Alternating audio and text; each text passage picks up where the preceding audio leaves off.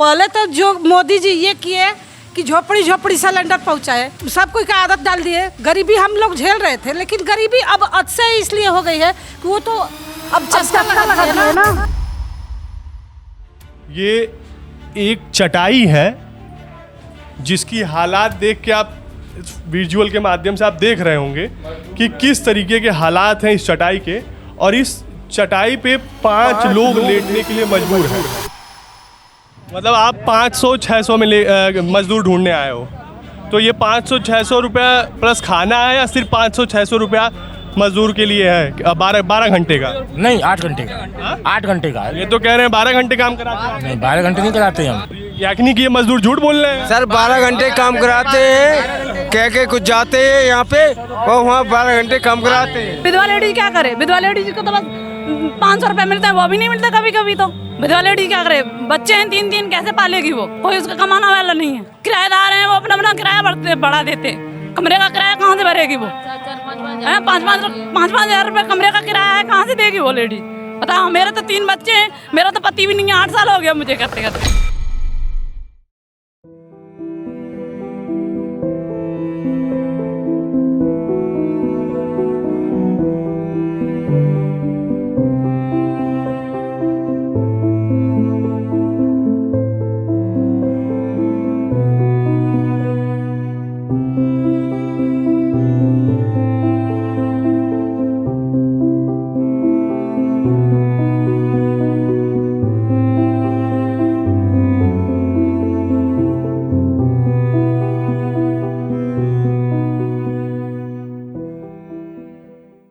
नमस्कार, गौरव मिश्रा नाम है हमारा, और इस वक्त हमारी मौजूदगी नोएडा के फेज़ 2 के देवला के निक्कू मोड़ के लेबर चौक पर है।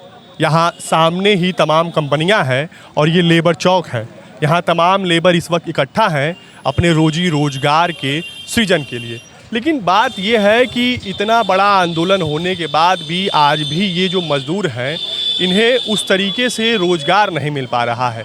हम जब यहाँ इन लोगों से बात किए तो हमें पता चला कि 4-4, 5-5 शाम के 8-8, 9-9 बजे तक, रात के 8-8, 9-9 बजे तक ये मज़दूर यहाँ खड़े रहते हैं ताकि इन्हें काम मिल सके। लेकिन उसके बाद भी काम नहीं मिल पा रहा है। और जब से आंदोलन हुआ है, आंदोलन के बाद हर कंपनियों के गेट पे पुलिस की तैनाती है, जिसकी वजह से यहाँ मज़दूरों में डर का माहौल है। तो आइए जानते हैं कि आखिर में इनकी प्रमुख मांगें क्या थी और कि उस आंदोलन के बाद इनके जीवन में क्या बदलाव आए हैं, किस तरीके से जो रोज़गार मिल रहे थे वो रोज़गार उसी तरीके से मिल रहे हैं कि नहीं मिल रहे हैं। इन्हीं मुद्दों बात करेंगे हम तमाम लेबर हैं। बताइए भाई साहब, क्या नाम है आपका? उमेश। क्या काम करते हैं आप? मजदूरी। मजदूरी में जैसे ऐसे नॉर्मल मजदूरी करते हैं या फिर कुछ ऐसे स्किल है कि एक पर्टिकुलर कोई काम करते हैं? नहीं, मजदूरी करता हूँ जी। जैसा बेलदारी का ये काम मिल जाता है, बेलदारी करता हूँ। बेलदारी काम करते हैं। हाँ। आंदोलन में गए थे आप? नहीं, मैं नहीं गया। तो ये बताइए कि आप लोग की प्रमुख मांग क्या थी? क्या अभी दिहाड़ी कितना रुपया मिल रहा है? झाड़ी ऐसे ही 550, 500 में भी, 600 में भी, 700 में भी ले जाते हैं। जैसा भी मन करता है। वो आदमी कंपनी वाले हैं, कंपनी वाले लेके जाएंगे 500। एक मिनट में एक लोग बात करिए, सबके पास आऊँगा। 500, 550 रुपये में बात करते हैं। कहते हैं 8, 8:30 बजे छुट्टी होगी आपकी। 500-550 रुपये में कितने घंटे? 12 घंटे। 12 घंटे। हाँ। और भी लोग बताइए, क्या दिहाड़ी का रेट क्या है? क्या दिहाड़ी क्या डिफर करता है? कहीं 500 है, कहीं 300 है, कहीं 400 है, कहीं 600? 500 से ज़्यादा नहीं देते हैं कंपनी वाले। 500 से ज़्यादा नहीं। 12 घंटे काम करवाते हैं। 12 घंटे काम सर, तो भी 600 रुपये ज़्यादा देते नहीं हैं। और वो पौना चलवाएँ, वो करवाएँ, कुछ नहीं। 500-600 से ज़्यादा देते नहीं हैं। रोज आप लोग को दिहाड़ी मिल जाता है? रोज देता है, कोई फंसा भी लेता है, नहीं देता है, क्या कीजिएगा। एक लोकल आगे आ जाइए, बताइए। कभी नहीं। मेरे घर में जो है ना 3 किलो गेंद भरवा देना, और मेरे घर में 3 किलो गेंद भरवा देना, दाढ़ी पे चल दूंगा मैं। वो सिंपल बात है मेरी। क्या गैस का क्या रेट चल रहा है इस वक्त? 350 रुपये। बस सीधी बात। नहीं मिल रहा है। अगर ना झाड़ी दो तो ये करना, झाड़ी दो तो 800 रुपये झाड़ी। ये बताइए कि जब से ये जो प्रोटेस्ट हुआ है, प्रोटेस्ट के बाद से क्या चीज़ें बदल गई हैं? क्या पहले की तरह है? जब से ये गैस महंगी हुई है, जब से गैस महंगी हुई है ना ये, और जो तेल वेल डीजल भी जो भी है बाइक का, तो जब से झाड़ी बढ़ गई है। मीडियम आप लोग की दिहाड़ी की क्या मांग है? कितने रुपए की आप लोग मांग कर रहे हैं कि 800 रुपये खुले खुले 800 रुपया 800 रुपया कंपनी वाले कितने दे रहे हैं? 500-600 500 प्लस खाना 500 लोगे तो खाना मिलेगा, खाना लोगे तो 600 मिलेंगे। मतलब खाने के साथ 500 रुपये, खाने नहीं लोगे तो 600 रुपये। ये इस वक्त दिहाड़ी चल रही है। इसके अलावा आप लोग को जब पूरे महीने दिहाड़ी नहीं मिलती है तो कैसे चलता है? आप लोग रहते कहाँ हैं? सूरजपुर नहीं रहते रूम पे हमने। सर कमरा मिल रहा है 300 रुपये का, 3,000 का और 4,000 का। अब यहाँ हम ये बताइए, ये 300 रुपये गैस मिल रही है, 300 रुपये गैस मिल रही है और कमरा मिल रहा है 3-4 हज़ार रुपये में। क्या करेंगे हम?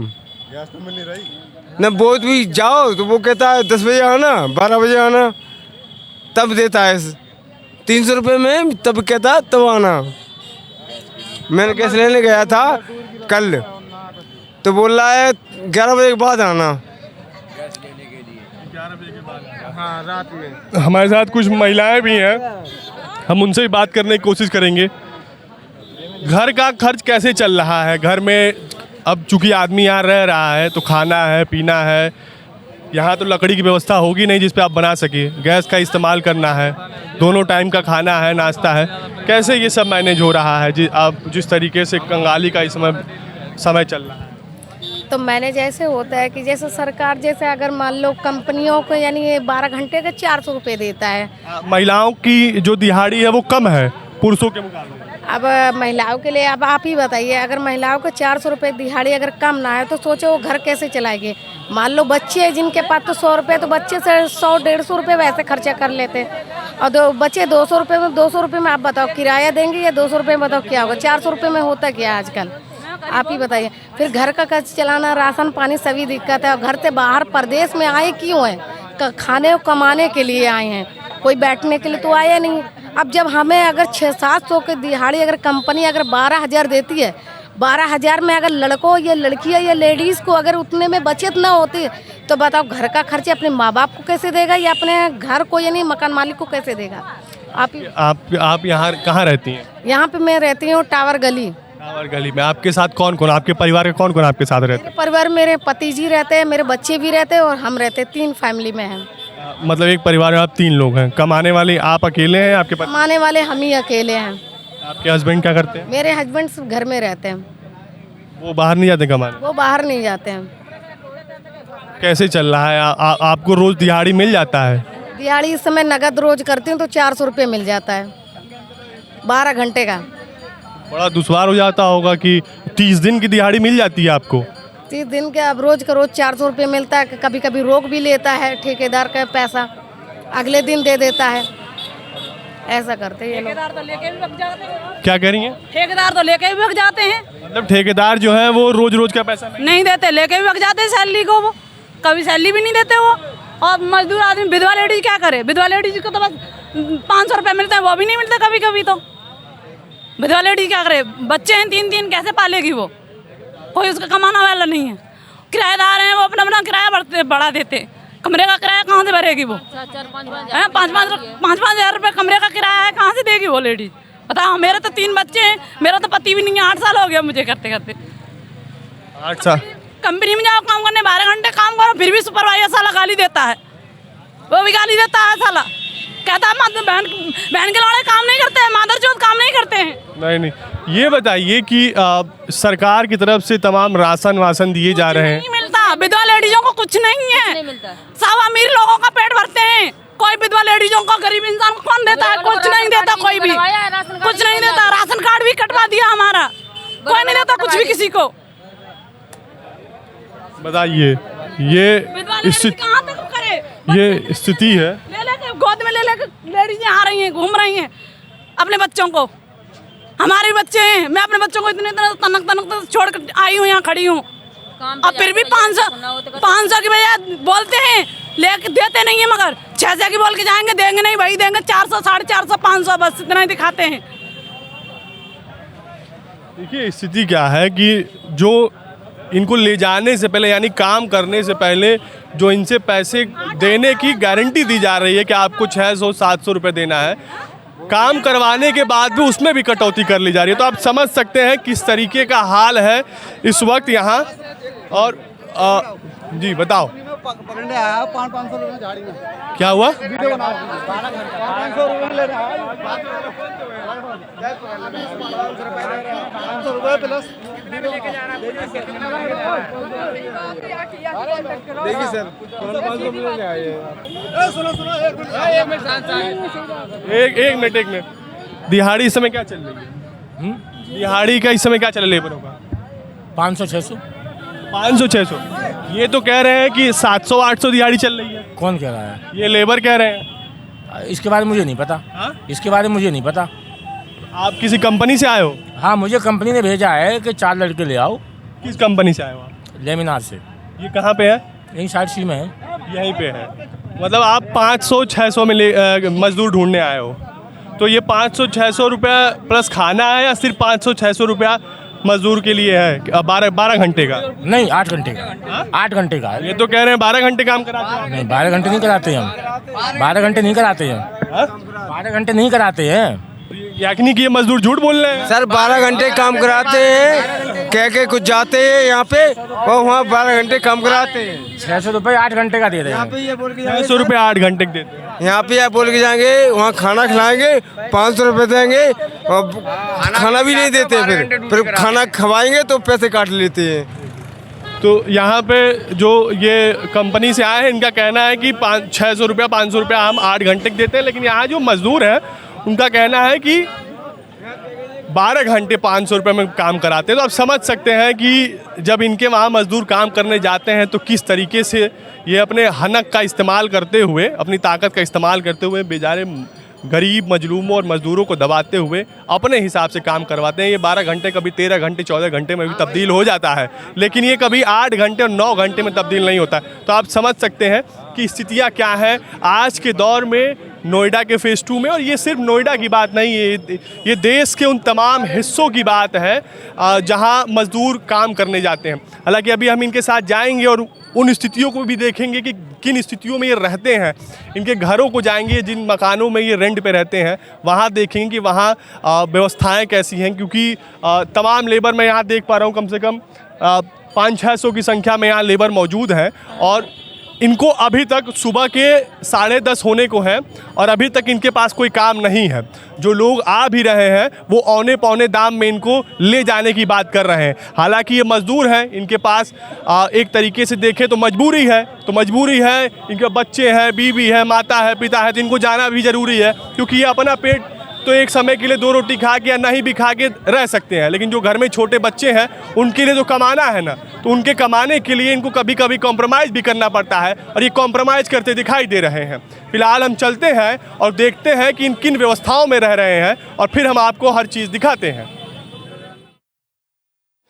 जैसा कि हमने आपसे कहा था कि हम चलेंगे और मजदूर जिन घरों में रह रहे हैं, जिस किराए के मकान में रह रहे हैं, उन घरों की स्थिति देखेंगे और उनकी घर की महिलाओं से बात करेंगे कि कैसे इतने कम रुपए में वो घर को मैनेज कर रही हैं, कैसे वो रह रहे हैं, उनका जीवन जीने का तरीका कैसे है। तो इन्हीं सारी चीज़ों को देखने के लिए हम एक ऐसे मकान में आए हैं जहां मज़दूर रहते हैं। सबसे पहले तो मैं कहूँगा अपने कैमरा के साथी को ये दिखाएं कि स्थितियाँ क्या हैं इस मकान की।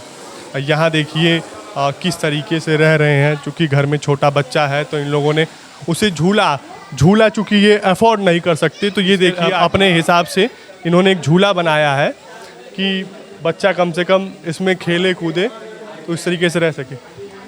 ये आप ही का कमरा है? कितने लोग रहते हैं यहाँ पे? हम 2 हैं, 3 बच्चे हैं। हाँ। कितने बच्चे हैं आपके? 3 बच्चे हैं। हाँ, 3 बच्चे हैं, 2 फैमिलियाँ। अंदर आ जाइए, अंदर आ जाइए। मैं चूँकि एक बार इस कमरे के अंदर आके देखता हूँ।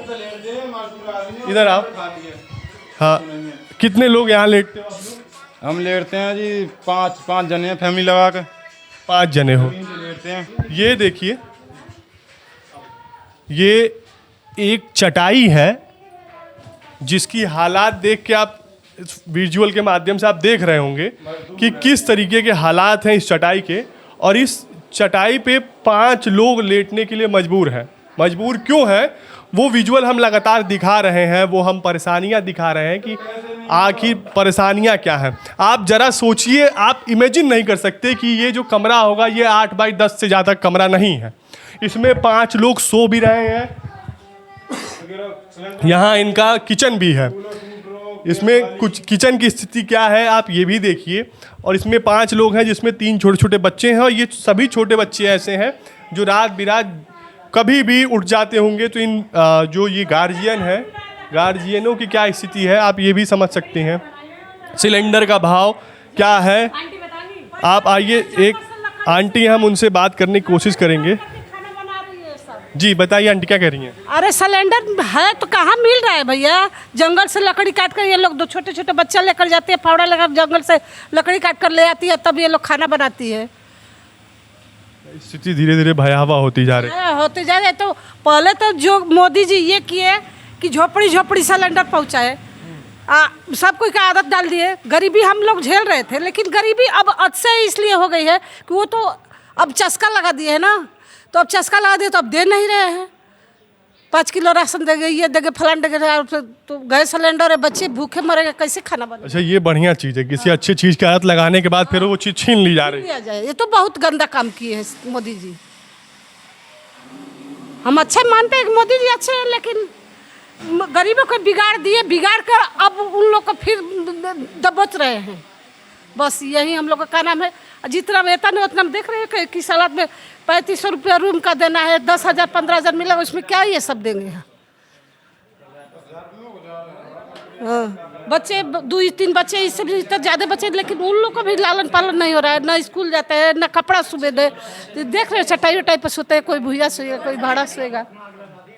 तो ये अभी बच्चे स्कूल नहीं जाते आप लोग के? भैया कहाँ से अपने उसको रोटी हम पूरा करेंगे कि उसको स्कूल का फीस 400 रुपया फीस है, ड्रेस है, फलाना टका, कुल मिला के मंथली मई जून में 1,000 2,500 पड़ जाता है। मंथली 600-700 पड़े, कहाँ से पढ़ेंगे? यहाँ पर है देवला में तो प्राइमरी स्कूल भी बहुत दूर है, 2 किलोमीटर की दूरी पर है। ये छोटे छोटे बच्चे जा नहीं पाएंगे। और बताइए, जिस तरीके से महंगाई हो रहा है लगातार, चाहे वो घरेलू सामान हो, सिलेंडर का दाम बढ़ रहा है, चीनी का दाम बढ़ रहा है, सरसों तेल का दाम बढ़ रहा है, फॉर्चून का दाम बढ़ रहा है, चावल का दाम, आटा का दाम, हर चीज़ का जो दाम है इसमें आसमान छू रहा है। तो आप लोग किस तरीके से मैनेज, क्योंकि भूख अगर 4 रोटी की है पहले, तो महंगाई की वजह से आदमी 1 रोटी का भूख तो वो मैनेज हो नहीं पाएगा। खाना तो 4 रोटी ही है, 3 रोटी खा सकते हैं, लेकिन जो उन्होंने लगा दिया हमको आदत कि नहीं आपको सिलेंडर पर बनाना है, नहीं आपको ऐसे रहना है, नहीं आपको आवास में रहना है, तो सबको आवास, सबको विकास करे। और जो गैस सिलेंडर का, रोटी का, ये आटा का, चावल का, सब आदत लगा तो अच्छी तरह से चलाए। गरीबों के पेट भरते हैं, एक तरफ से काट रहे हैं, चाहे कोटेदार काटे चाहे नेता काटे, कोई काट रहा है। इसीलिए भूखमरी गरीब 4th नीचे वाला व्यक्ति में ज़्यादा परेशानी है। समाज के जो अंतिम पंक्ति में बैठे लोग हैं उनके लिए जो स्थिति है वो भयावह हो गई है। झोपड़ी अनल बनल जहाँ है तहाँ से हर जगह राशन पहुँचाया, हर जगह गैस की, तुम लकड़ी पर खाना नहीं बनेगा, अभी बच्चे भूखे मरे, आदत पड़ गया गैस का। डबल सिलेंडर है जिसका, उसका भी नहीं। और 14 तारीख को हमारा सिलेंडर, 14 तारीख को हमारा ड्यू था, 14 तारीख को हम बुक किए हैं, लेकिन आज भी हमें नहीं मिलेगा। हमारा 22 तारीख के सिलेंडर लगा है, तो बताइए तब खाना कैसे बनेगा? एक और जहां सरकार इस बात पे डंगा पीट रही है, अपनी पीठ थपथपा रही है कि हमारे वहाँ किसी चीज़ की कमी नहीं है, ना LPG सिलेंडरों की कमी है, ना CNG की कमी है, ना ही जो नेचुरल गैस है उनकी कमी है, और ना ही पेट्रोल डीजल की। लेकिन अभी आपने आंटी को सुना किस तरीके से उन्होंने बताया कि 14 तारीख का उनका ड्यू था, उन्होंने बुक भी किया, लेकिन अभी आज अभी तक नहीं मिल पाया। तो इसी समझिए किस तरीके से जो गैस एजेंसी वाले हैं वो मनमानी कर रहे हैं। तो किस तरीके से चल रहा है जब से ये मजदूरों का जो प्रोटेस्ट हुआ है, उसके बाद से क्या बदलाव आया? क्या जो आपके घर के जो पुरुष हैं वो दिहाड़ी करने जा रहे हैं, तो दिहाड़ी मिल रही है कि नहीं? नहीं मिल रही जी, ऐसी है बस, काम चलाओ, अपना गुजारा कर ही रहे हैं। जो प्रदेश में रह रहे हैं तो बताओ, जो नौकरी भी, तनख्वाह भी कुछ नहीं बढ़ रही, अपना काम तो करना पड़ेगा ही। आपके परिवार में कौन कौन है? हम तो एक सदस्य ही हैं, यहाँ 3 बच्चे हैं। तो आपके वहाँ कमाने वाला कौन है? हम कहाँ पे हैं पे? हम ही हैं जी, अपना 2 भैंस 3-4 भैंस पाल रखी हैं। अच्छा, यहाँ आपने भैंस पाल रखा है, तो वो भैंस कहाँ रखा है आपने? यहीं पे ही है सामने। पीछे पाल रखा है, वहाँ दूध का मतलब कारोबार है आपका। चलिए, और भी लोग हैं, हम उनसे बातचीत करने की कोशिश करेंगे और समझेंगे, क्योंकि आप देख रहे हैं लगातार हालात देख रहे हैं। एक कमरे में लोग चटाई पे 5-5 लोग 6-6 लोग बैठ रहे हैं। स्थितियाँ कैसी हैं आप समझ रहे हैं। यहाँ बच्चों को झुलाने के लिए देख किस तरीके से है। यहाँ एक और महिला मुझे कैसे मैनेज हो रहा है सारी चीज़ें बताइए, बताएंगी, बात करेंगी आप? नहीं करेंगी? तो आप देख सकते हैं कि कुछ महिलाएं हैं जो बात नहीं करना चाहती हैं, लेकिन स्थितियां हैं जो हैं। स्कूल जाती हो बाबू? ना। स्कूल नहीं जाती हो, क्यों? क्या होते हैं? पैसे नहीं है इस वजह से स्कूल नहीं जा रही है बिटिया?